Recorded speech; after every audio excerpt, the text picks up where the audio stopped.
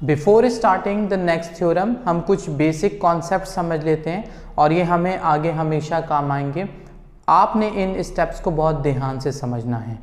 आपके सामने दो ट्राइंगल्स बनी हुई हैं और मैंने अज्यूम कर लिया कि एक ट्राइंगल का नाम ABC है और दूसरे का नाम PQR है। अब हम जब इन दोनों ट्राइंगल्स को आपस में कंपेयर करेंगे, ये मैंने रैंडमली आपके सामने बनाई हैं। अगर ये दिखने में थोड़ी छोटी बड़ी लग रही है, इट डजेंट मैटर, आप कॉन्सेप्ट के ऊपर फोकस करेंगे। आप ये देखते हैं कि दो ट्राइंगल्स में या किसी भी एक ट्राइंगल की जब हम बात करते हैं तो उसमें 3 साइड्स और 3 एंगल दिए जाते हैं हर ट्राइंगल के अंदर। तो इसका मतलब है कि आपको टोटल 3 साइड्स और 3 एंगल्स की वजह से 6 एलिमेंट्स दिए जा रहे हैं। इन 6 एलिमेंट्स में से अगर आप दोनों ट्राइंगल को आपस में कॉन्ग्रेंट प्रूफ करना चाहते हैं तो आपको सिर्फ और सिर्फ कोई से भी 3 एलिमेंट्स आपस में प्रूफ करने होंगे। कैसे? फॉर एग्जाम्पल मैं कहूं कि इसकी तीनों साइड्स के बराबर हैं। मैं कहूं कि AB is congruent to PQ, BC is congruent to QR, AC is congruent to PR। ये मैंने कहा कि ये आपस में बराबर हैं। जब ये आपस में बराबर कह दिया, तीनों साइड्स आपस में बराबर कह दी, तो 3 एलिमेंट्स आपस में बराबर साबित हो गए। इसे हम कहेंगे साइड साइड साइड पोस्टुलेट, या अगर आप इसे दूसरे तरीके से लिखना चाहें तो लिख सकते हैं side side side is congruent to side side side. यानी 3 एलिमेंट्स को प्रूफ कर दिया। इसका मतलब ये हुआ कि दोनों ट्राइंगल्स आपस में कॉन्ग्रेंट हो जाएंगी। और भी इसके हम पोस्टुलेट्स बना सकते हैं। जैसे सपोज करें मैं कहूं कि AB PQ के बराबर है, AC PR के बराबर है, लेकिन एक एंगल पिक कर लेते हैं, एंगल A एंगल P के बराबर है। अब भी हमने 3 एलिमेंट्स को ही प्रूफ किया, तो जब 3 एलिमेंट्स हुए जिसमें 2 साइड्स थी और एक एंगल था, तो आप इसे कह सकते हैं साइड एंगल साइड पोस्टुलेट। यानी इससे आप कहेंगे कि दोनों ट्राइंगल्स आपस में बराबर हो गई। अब आप समझ सकते हैं कि ये इस तरह भी लिखा जा सकता है और कह देते हैं, यानी दोनों में से किसी एक प्रोसेस से लिखेंगे side angle side postulate is equal to side angle side, side angle side equals या कॉन्ग्रेंट साइड एंगल साइड। अब हम इसके बाद देखते हैं कि अगर मैं कहूं कि 2 एंगल और एक साइड बराबर है, सपोज मैं कहूं कि एंगल A एंगल P के बराबर है, एंगल C एंगल R के बराबर है, और कोई सी भी एक साइड ले लेते हैं AC PR के बराबर है, तो तब क्या पोस्टुलेट बनेगा? दोनों ट्राइंगल्स जब 3 एलिमेंट्स आपस में कॉन्ग्रेंट हो गए तो ट्राइंगल्स भी कॉन्ग्रेंट हो जाएंगी। तो हम इसे क्या कहेंगे? Angle side angle postulate. या इसे हम और क्या लिख सकते हैं? Angle side angle congruent to angle side angle. अब इसके बाद हम और मजीद क्या कह सकते हैं? हम कह सकते हैं कि अगर तीनों एंगल्स के बराबर हैं, जैसे मैं कहूं कि एंगल A एंगल P के बराबर है, एंगल B एंगल Q के बराबर है, एंगल C एंगल R के बराबर है। अगर हम ऐसा कहते हैं तो इससे पोस्टुलेट क्या बनेगा? Angle angle angle postulate. या हम इसे मजीद क्या कह सकते हैं? हम इसे कह सकते हैं कि angle angle angle congruent to angle angle angle. ये लिखने के बाद ये हमारे सामने 4 पोस्टुलेट आए। एक और पोस्टुलेट हाइपोटेन्यूस का भी बनता है, लेकिन उसे हम उस वक्त समझेंगे जहां कहीं वो यूज हो रहा होगा, मैं आपको वहीं उसे एक्सप्लेन कर दूंगा, जिसमें 90 डिग्री की बात हो रही होगी। अब हमने ये देखा कि इन पोस्टुलेट से फायदा क्या है। इस पोस्टुलेट से हमें ये फायदा है कि जब हम 3 एलिमेंट्स को के जरिए ट्राइंगल्स को कॉन्ग्रेंट कर लेते हैं तो बाकी 3 एलिमेंट्स को हम अल्टीमेटली जो है वो कॉन्ग्रेंट कह सकते हैं। मैं आपके सामने ये बताने की कोशिश कर रहा हूँ। अगर हम ये देखें, इसके हिसाब से मैं बात करूँ, मैं कहूँ कि चलें दोनों ट्राइंगल लेते हैं और उनको कंपैरिजन करते हैं। कंपैरिजन करते हुए हमने कहा कि 3 साइड्स के बराबर हैं, तो फिर मैं इसके अल्टीमेटली क्या कहूँगा कि जब ये साइड्स की वजह से, साइड पोस्टुलेट की वजह से ट्राइंगल्स आपस में कॉन्ग्रेंट हो गई, तो इनके तमाम के तमाम एंगल्स भी आपस में अल्टीमेटली बराबर हो जाएंगे। फिर मैं क्या कहूँगा, angle A is congruent to angle P, angle B is congruent to angle Q और angle C is congruent to angle R. Without किसी एविडेंस हम डायरेक्टली ये बात कह सकते हैं, क्योंकि हमारा एविडेंस जो है वो हमारा पिछला स्टेटमेंट बन जाएगा। हमें ना उसे मेजरमेंट करने की ज़रूरत है, ना मज़ीद उसके अलावा कोई प्रूफ देने की ज़रूरत है। और इसे हम लिखेंगे कैसे, हम जब किसी भी ट्राइंगल को कंपेयर करेंगे, जैसे फॉर एग्जांपल हम कहेंगे in the comparison of triangle A B C और in the correspondence of triangle A B C and triangle P Q R. अब हमने ये लिखा, लिखने के बाद हम इसके सपोज पहले वाले को प्रूफ करते हैं। अब हम क्या कहेंगे, नंबर वन हम कहेंगे कि ए बी, और क्योंकि साइड है तो साइड का निशान लगाएंगे और कॉन्ग्रेंट का निशान लगा के हम क्या कहेंगे पी क्यू और इसके ऊपर भी निशान लगा देंगे। इसके सामने आप रीज़न लिखेंगे कि ये क्यों कॉमन है, कहीं ना कहीं आपको थ्योरम में उसका रीज़न दिया जाएगा। जो रीज़नों का कंस्ट्रक्शन है, गिवन है, कहीं से भी आपने उसको लिया है या किसी पिछले स्टेप से लिया है, तो आप उसका रीज़न लिखेंगे। फिर इसके बाद हम लिखेंगे नंबर टू में हमने लिखा कि बी सी जो है वो किसके बराबर है, B C is congruent to Q R, हमने ये लिख दिया कि ये इसके बराबर है। फिर इसके बाद इसका भी आप रीज़न जो आपको थ्योरम में दिया जाएगा whatsoever according to the condition आप वो लिखेंगे। फिर इसके बाद नंबर 3 हम क्या लिखेंगे, नंबर 3 हम लिखेंगे कि A C is congruent to P R और हम इसका क्या रीज़न देंगे, जो रीज़न हमें गिवन होगा। जो भी चीज़ आप यहाँ लिखेंगे वो विद रीज़न लिखेंगे, विदाउट रीज़न नहीं लिखेंगे। अपनी तरफ से आप डायरेक्टली नहीं कह सकते कि ये इसके बराबर है, मैं तो आपको सपोज करके बता रहा हूँ। जब इसके बाद अभी हम जो थ्योरम पढ़ेंगे उसमें भी ये स्टेप आएगा तो आप देखिएगा कि उसका क्या रीज़न लिखा जा रहा है। जब ये लिखा तो इसके बाद हम लिखेंगे देयरफॉर लिखने के बाद हम लिखेंगे triangle A B C is congruent to triangle P Q R और इसका रीज़न क्या लिखेंगे आप, साइड पोस्टुलेट। और ये पोस्टुलेट प्रूव होने के बाद अब आप डायरेक्ट लिख सकते हैं कि angle A is congruent to angle P और इसका आप रीज़न लिखेंगे by the congruence of triangles. ये एक बहुत कॉमन से स्टेटमेंट है, इसे याद कर लीजिए। आप जब कभी भी दो ट्राइंगल्स को आपस में इक्वल प्रूफ करेंगे तो उसके बाद आप उसके रिमेनिंग एलिमेंट्स को जब भी डायरेक्टली बराबर लिखेंगे तो आप उसका यही रीज़न लिखेंगे। अब आप आगे मज़ीद कभी यह लिख सकते हैं कि angle B is congruent to angle Q by the congruence of triangles, angle C is equal to और congruent to angle R by the congruence of triangle. I hope आपको ये पॉइंट अच्छे तरीके से समझ आ गया होगा। ये आपको थ्योरम के सॉल्यूशन में बहुत हेल्प करेगा। जहाँ ट्राइंगल्स का आपस में कंपैरिजन किया जा रहा है उससे आपको सॉल्यूशन की तरफ या प्रूफ करने की तरफ अब आप जाएंगे तो आपको उससे आसानी हो जाएगी। So after this explanation let's understand the next theorem. अब हम इस थ्योरम के स्टेटमेंट को देखते हैं और इसमें से हम एक्सट्रैक्ट करेंगे कि हमें क्या बताया जा रहा है और क्या हमें मालूम करना है। हम देखते हैं कि स्टेटमेंट क्या है। The statement says if a side of a triangle is extended, यानी अगर एक ट्राइंगल की साइड को एक्सटेंड किया जाए, बढ़ाया जाए, ये आपको बताया जा रहा है। तो मैं आगे स्टेटमेंट पढ़ने से पहले इसी के मुताबिक आपको फिगर भी समझा देता हूं और गिवन भी समझा देता हूं, क्योंकि इससे आगे जो आपको मजीद स्टेटमेंट दिया जा रहा है वो आपको प्रूव करना है और उसके हिसाब से कुछ कंस्ट्रक्शन करनी है। तो हमें क्या कहा गया कि if a side of a triangle is extended, हमने एक ट्राइंगल सपोज की, उसका नाम हमने लिखा ए बी सी। सिर्फ आप इस वक्त ट्राइंगल को कंसीडर करेंगे, इसमें डॉटेड लाइंस बनी हुई जो कंस्ट्रक्शन हुई है उसे अभी थोड़ी देर के लिए आप इग्नोर कर दें।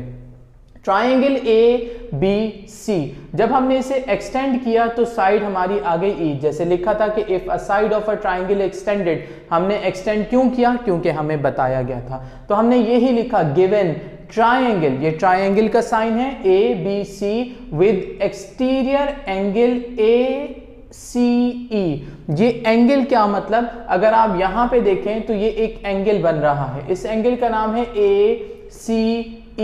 आप इसे ECA भी कह सकते थे। आपने सीखा है कि एंगल को 3 मुख्तलिफ तरीकों से नाम दिया जा सकता है, या तो आप इसे एंगल ACE कह सकते हैं या इसे ECA भी कह सकते हैं। इस पॉइंट पे आप इसे सिर्फ C नहीं कह सकते, क्योंकि C से अब ये मालूम नहीं हो सकेगा कि आप इंटीरियर या एक्सटीरियर एंगल की बात कर रहे हैं। इस सिचुएशन में आप इसे कंप्लीट नाम ही देंगे। इस पॉइंट को आपने थ्रू आउट द थ्योरम और आने वाले थ्योरम्स में भी हमेशा जहन में रखना है कि एंगल का नाम किस तरीके से लिखा जा सकता है और क्या उसमें पॉसिबिलिटीज़ हैं। हमने ये लिखा कि ट्राइंगल ABC, और क्योंकि ये E तक एक्सटेंड हुआ था तो इससे एंगल ACE बन रहा है, तो गिवन हमने लिख लिया। अब इसके बाद हमें प्रूव ये करना है, ये एंगल बनने वाला एंगल एक्सटीरियर एंगल, अब हमें इसके हिसाब से प्रूव करना है कि ये एक्सटीरियर एंगल जो है वो इंटीरियर एंगल से बड़ा है। क्या लिखा हुआ है आगे, the exterior angle so formed is in measure greater than either of the 2 interior opposite angles. Interior opposite angles, इसके साथ एक ये इंटीरियर एंगल मौजूद है, लेकिन ये ऑपोजिट एंगल नहीं है। ऑपोजिट क्या है, एंगल A और एंगल B ऑपोजिट है। तो आप इस बनने वाले एंगल का नाम आपने देखा क्या है, ACE। तो इसका मतलब है कि ACE हमें प्रूव करना है कि एंगल A से भी बड़ा है, और हमें प्रूव करना है कि ये एंगल B से भी बड़ा है। जब हम प्रूव करने जाएं तो हम जैसे हमने इससे पिछले थ्योरम में देखा कि हमें किसी किस्म की कंस्ट्रक्शन की ज़रूरत पेश नहीं आई। हमने टू प्रूव दैट के बाद डायरेक्ट स्टेटमेंट्स और रीज़न की तरफ चले गए थे, लेकिन अब हम यहाँ कंस्ट्रक्शन करेंगे। कंस्ट्रक्शन हमारा थ्योरम में एक ऐसा स्टेप होता है जो हमें गिवन नहीं होता, लेकिन हम उस स्टेप को अपने थ्योरम को सपोर्ट करने के लिए और प्रूव करने के लिए खुद से लिखते हैं और खुद से उन स्टेप्स को एक्सप्लेन भी करते हैं।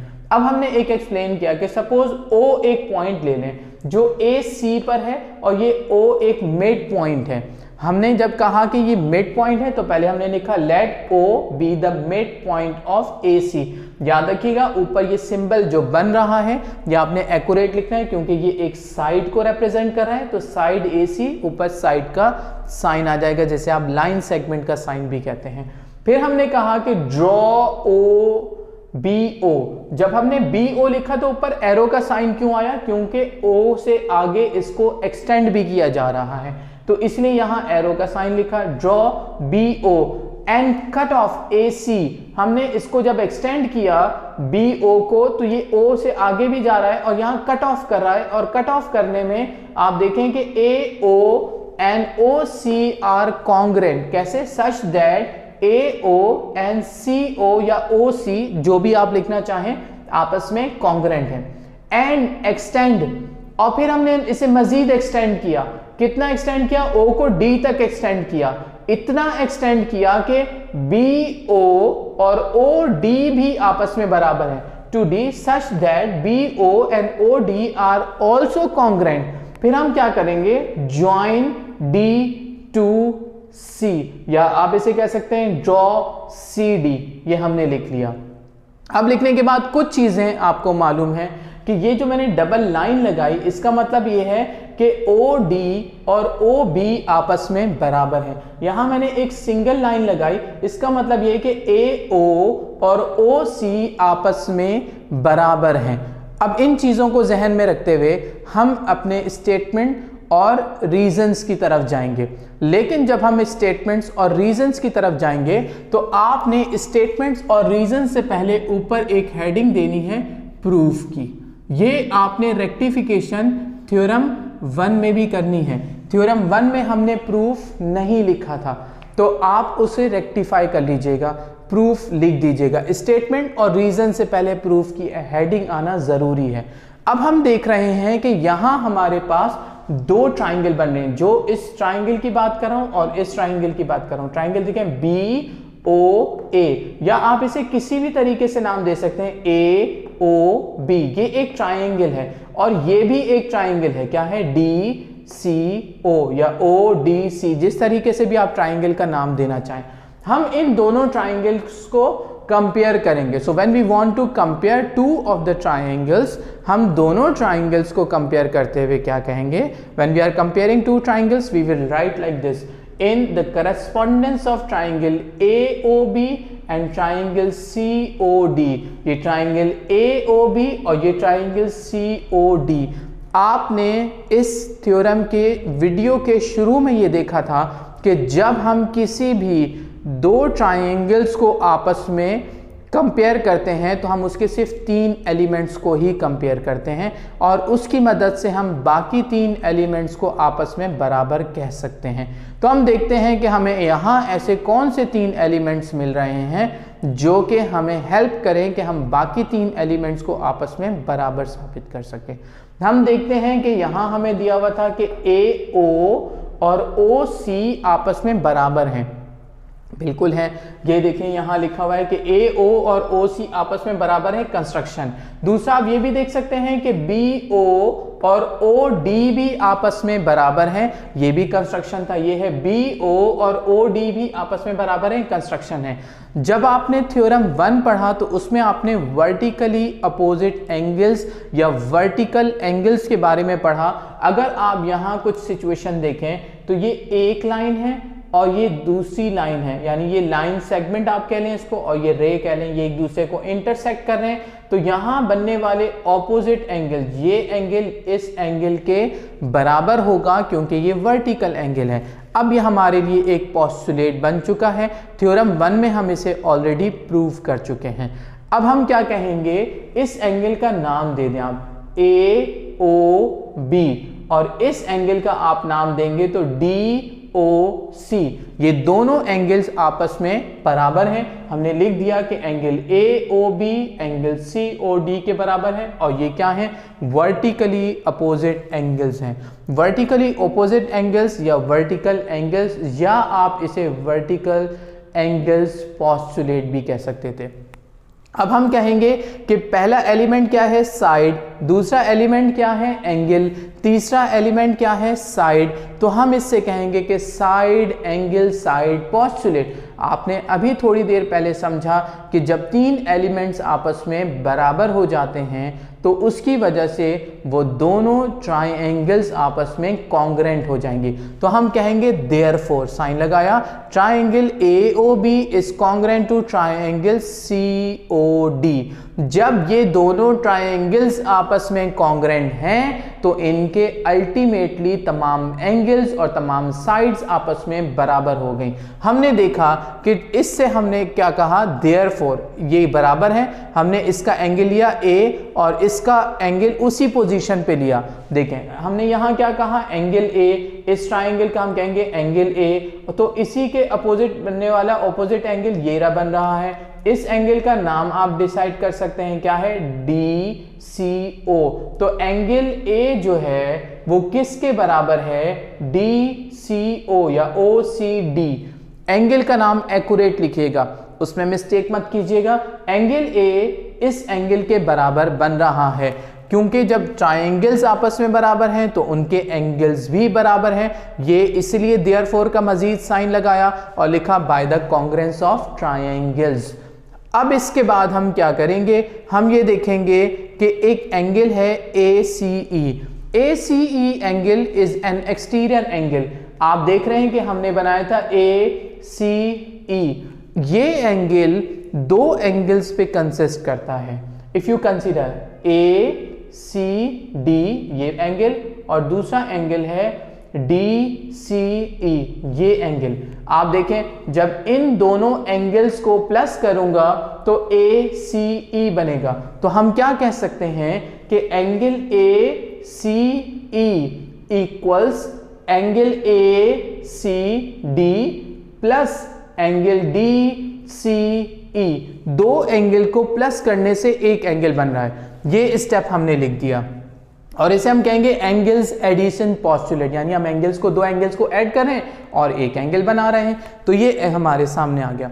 अब अगर मैं इसमें से एक ड्रॉप आउट कर दूं, इसे हटा दूं, तो आप क्या समझते हैं कि यहाँ पे इक्वल्स का साइन बरकरार रहेगा? बिल्कुल नहीं, क्योंकि जब ये इक्वल उस सूरत में है जब ये 2 एंगल्स हैं। अगर मैं यहाँ से एक एंगल को हटा दूंगा और एक एंगल बचेगा तो ये एंगल इस एंगल से बड़ा हो जाएगा, ग्रेटर हो जाएगा। आप समझ सकते हैं कि दो एंगल मिलके जब ये बना रहे हैं, सपोज मैं वैसे ही अज्यूम कर लेता हूँ कि 60 डिग्री और 60 डिग्री मिलके 120 डिग्री बना रहे हैं, तो अगर मैं एक 60 डिग्री हटाऊंगा तो फिर 120 डिग्री 60 डिग्री से ग्रेटर हो जाएगा। तो हमने क्या कहा कि therefore let's remove it, so we would say measurement angle ACA is greater than measurement angle DCO because the whole is greater than its part। वो जो पूरा एंगल है वो अपने एक पार्ट से तो बड़ा ही एंगल होगा, उसका हमने रीजन लिख दिया। अब आपको मालूम है कि ACE हम इसे ऑलरेडी स्टेप 3 में लिख चुके हैं। क्या है? ACE जो है वो किससे ग्रेटर होगा? एंगल A से। इसे समझने के लिए आपको स्टेप 3 पे आना पड़ेगा। स्टेप 3 हमें क्या बता रहा है कि एंगल ए एंगल OCD के बराबर है, ये हमने लिख दिया, प्रूव्ड इन स्टेटमेंट 3 भी लिख दिया। अब आप यहां देखेंगे कि DCO या इसे OCD भी कह सकते हैं, तो आप देखें कि OCD या DCO किसके बराबर है? A के बराबर है। तो हमने इस एंगल को सब्स्टिट्यूट कर दिया A से, क्योंकि ये इसके बराबर है। तो आप क्या कहेंगे कि जब ये एंगल इससे बड़ा था तो इसका रिप्लेस होने वाला एंगल ये इससे भी बड़ा होगा। यहां पे आके हम ये कह सकते हैं कि हमें जो प्रूफ करना था, जो फर्स्ट हमारे लिए प्रूफ करना था, वो प्रूफ हो चुका।